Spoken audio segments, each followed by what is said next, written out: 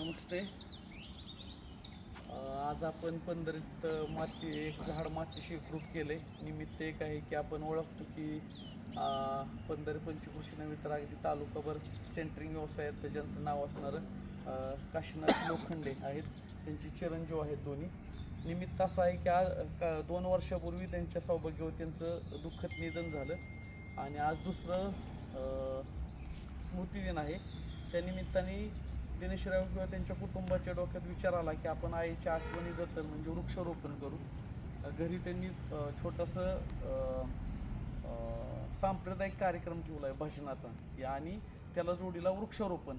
त्यानिमित्ताने आपण पंढरीतील या साई मंगल कार्यालयाच्यावर शाश्वत पाण्याच्या ठिकाणी झाड मातीशी एकरूप केले.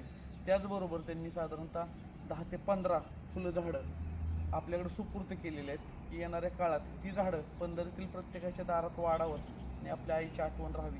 तर नक्कीच पंढरीतील लोकांनी घ्यावा असा उपक्रम आहे. त्यांच्या मातोश्रींना विनम्र अभिवादन. तर अजून एक सांगायचं आहे मला की गेल्या वर्षी नाही दुःखद निधन झाल्यानंतर स्वतःच्या अंगणात 13व्याला आंब्याची 4 ते 5 झाडं लावली होती. त्यातली 4 झाडं अतिशय शाश्वत स्वरूपात आलेली. तर नक्कीच आईचं किंवा पत्नीचं स्मृती जतन कसं असावं तर ते असं असावं. धन्यवाद.